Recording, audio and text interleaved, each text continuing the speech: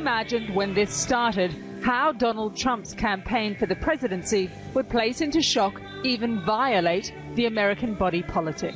The American dream is dead. With every prejudicial slur and provocation, Trump hijacked the way America talks about itself and trashed its norms. And I hope you'll join me on this journey. He infected Hillary Clinton's campaign as well. Because when families are strong, America is strong. Measure the sheer optimism of the video that launched her bid for the presidency last year with the bleak remix of Trump she released last weekend. When Mexico sends its people, they're bringing drugs, they're rapists. I'd like to punch him in the face, I'll tell you. Get him out of here! Donald Trump has no boundaries, has no sort of natural filter. And in the American political environment, it's, what's the word I'm looking for? Shocking. Call your opponent Crooked Hillary often enough, and it's logical to see a mock detention outside a campaign stop of a pretend Hillary in a Guantanamo jumpsuit. His supporters have rallied to what Trump calls his rejection of political correctness, no matter who it hurts.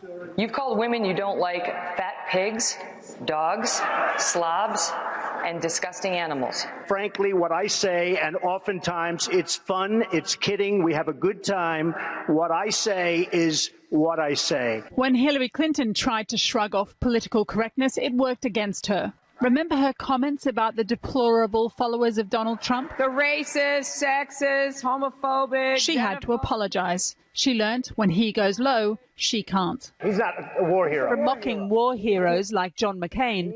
He's a war hero because he was captured. I like people that weren't captured, okay? To disabled journalists. I don't know what I said. I don't remember. The more he enabled hatred and prejudice, the higher his star rose. This is a strange election, isn't it? The king of reality TV was becoming kingpin in the Republican presidential contest. And suddenly it was all carry on up the White House. Have you seen them hang? They're like this. And the other candidates played along. And you know what they say about men with small hands? He referred to my hands. If they're small, something else must be small. I guarantee you there's no problem. I guarantee it. All right. Okay. But there's lewd for laughs, and then there's this kind of lewd. I better use some Tic Tacs just in case I start kissing her.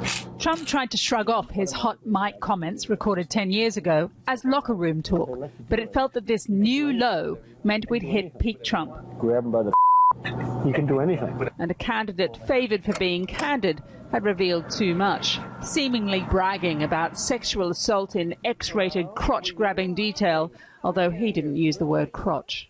And I think that every single Republican is going to have to answer the question, what did you do the day you saw the tape of this man boasting about grabbing a woman's period? Okay. All right. Will you please stop saying that word? My daughter is listening. Don't tell me you're offended when I say but you're not offended when Donald Trump says exactly.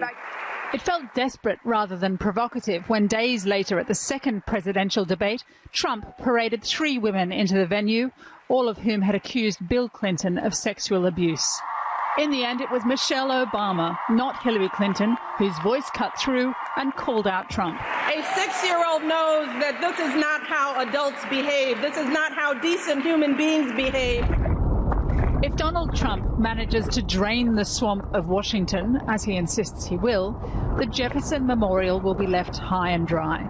Dedicated to one of the founding fathers of the United States, its principles are on display carved into marble. Given this wrecking ball of a candidate who turns those words that we read at the monuments into almost a mockery, the soul of the nation and who we are as a nation is at stake.